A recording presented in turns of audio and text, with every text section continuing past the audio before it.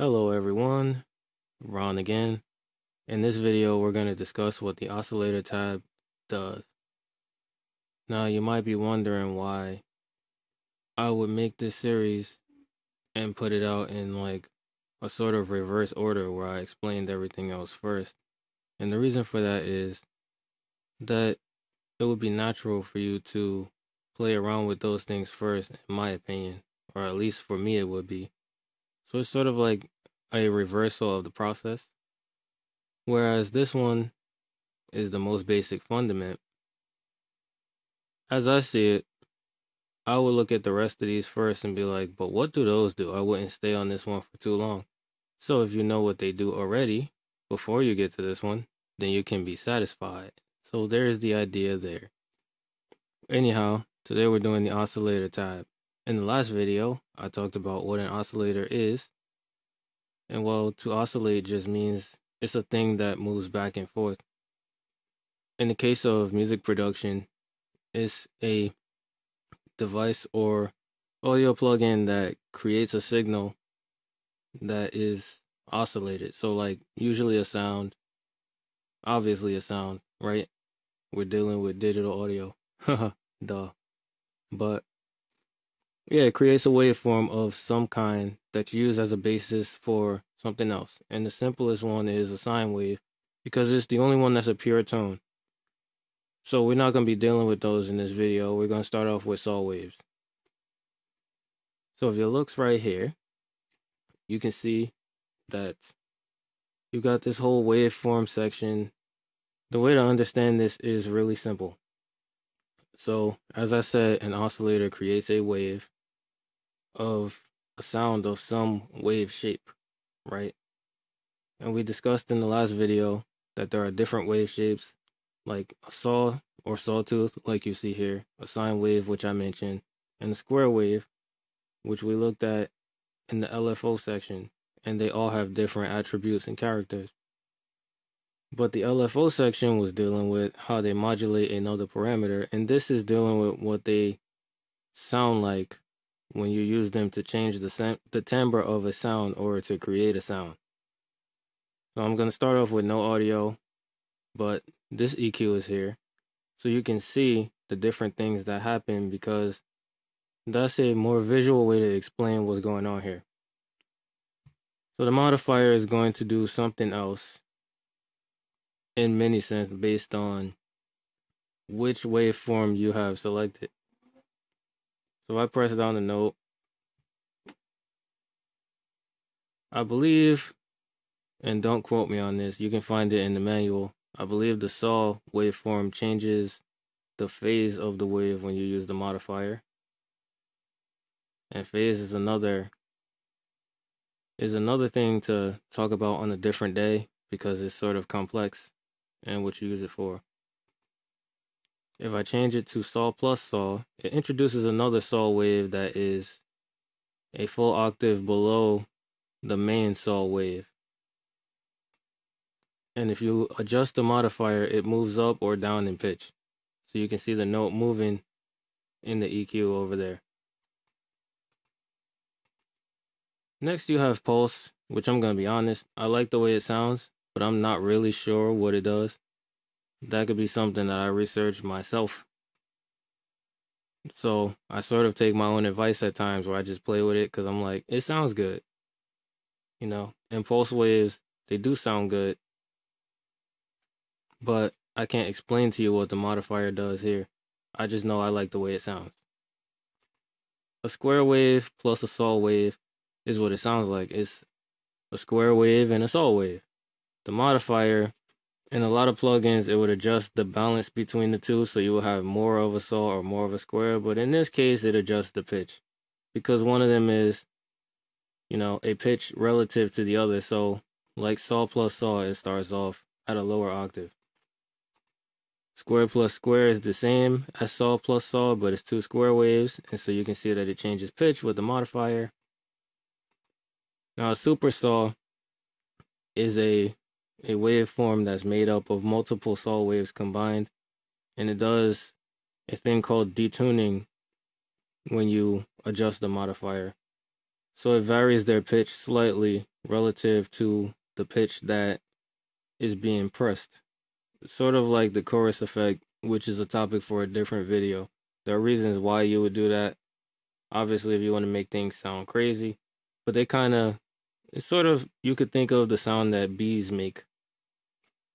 If you turn the modifier all the way up, it's going to sound something like that. And you can see it sort of looks like noise right here, and you can tell that because you got a noise modifier that just introduces noise into the signal. So you can see it introduces more or less, but that's what the noise waveform is going to look like. It's just very heavy on the top, which I discussed in the de-essing video. There are advantages to adding noise to a synthesizer, so, that's something to play around with. Next, bell. This is another one where I like the way it sounds, but I don't know exactly how to explain it. Because a lot of the time, Image Line will just tell you play with stuff and see how it sounds, which is really kind of funny too. What I think is happening is that it's changing the harmonics to change the timbre of the sound. If you ever use Citrus and you start to make a sound by like writing in the harmonics, that would make more sense if you understand how to do that. But to me, that's what appears to be happening.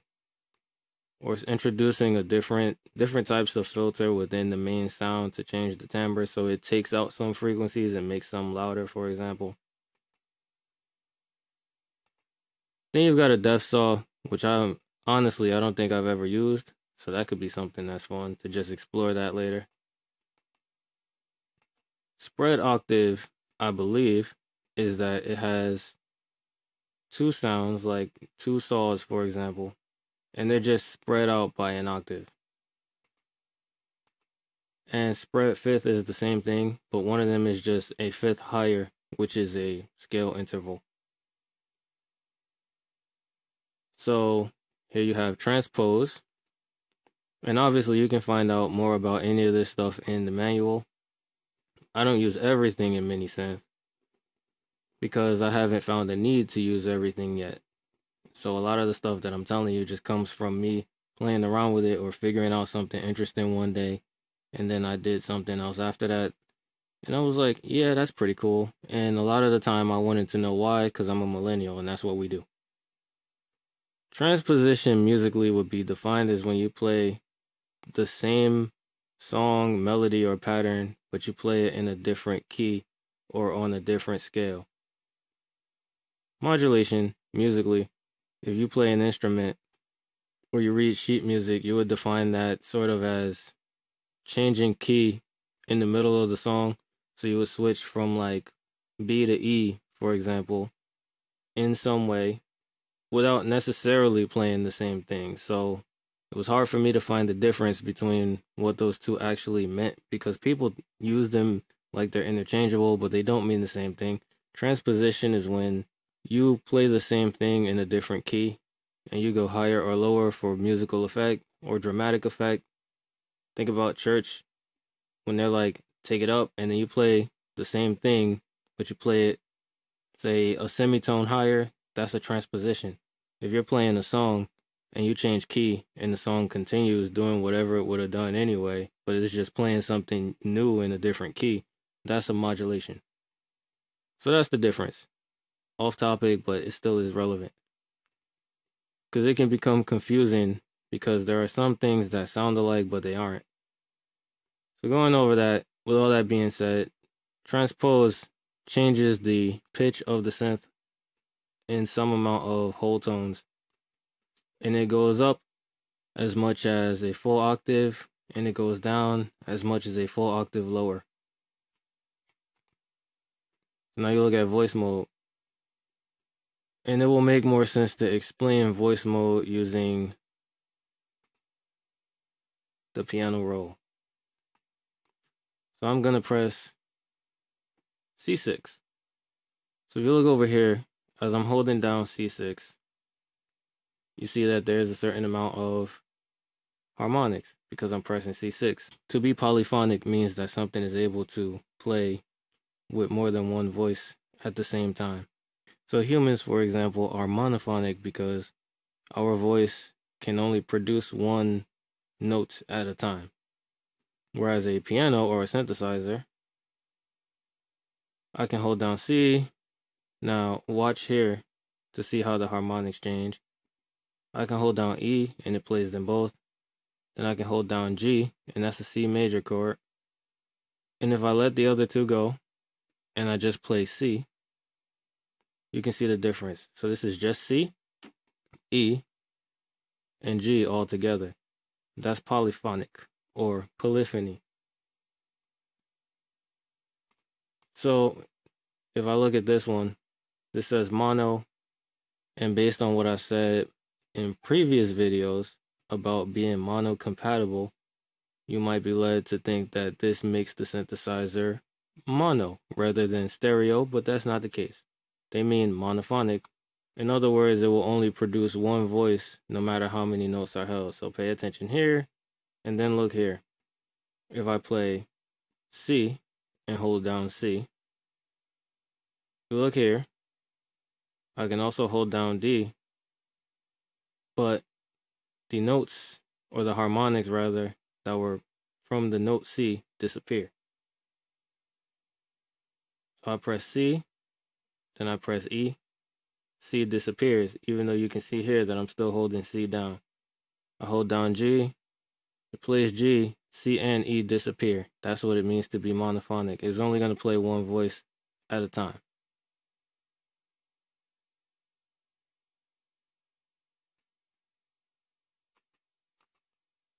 So, given that, you might question, what is lead?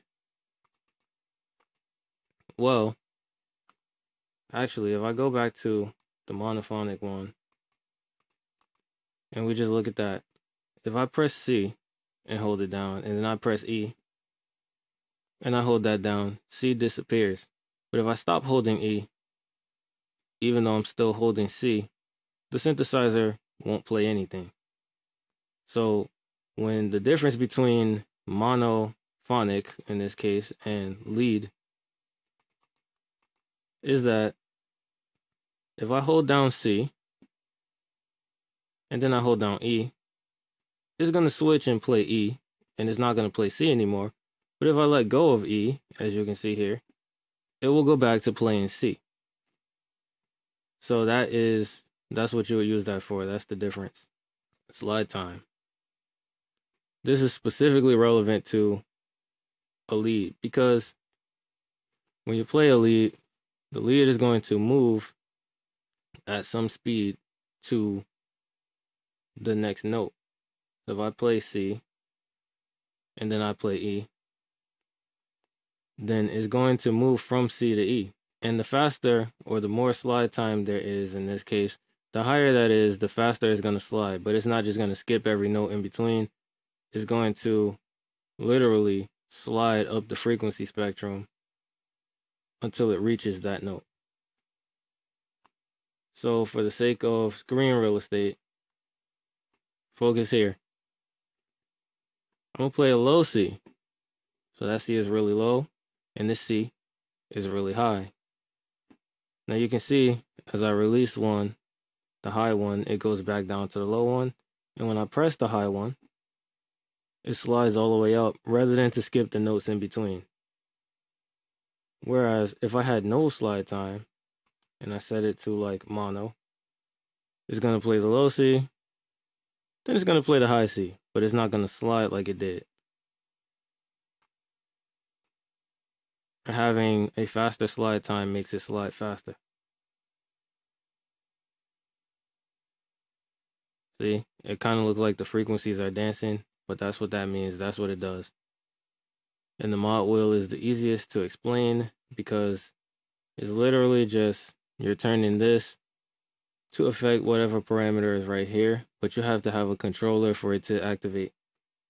So if you are modulating the filter, it's going to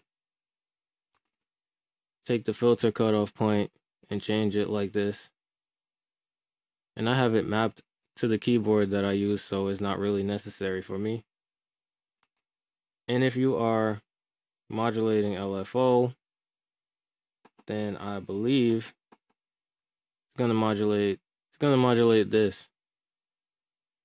It's gonna go up and down like that. Again, I have it mapped to a keyboard, so I already have knobs set up to control that. So it's not very necessary to me, and you could also do the same thing. I have it controlling resonance, controls everything actually, keyboard track and velocity. So that's the lesson for this video, and then we move on to the audio example. So if you made it this far into the video, I thank you for watching, and I hope that you have an awesome day. And the purpose of this audio example is to show the different types of sounds you can make, or that I have made, using Minisynth. And of course, they will have different timbres and they will sound different. So I'm going to just show some of the ones I made, because when it comes to synthesizing, I like to make presets to possibly use them later. So, enjoy.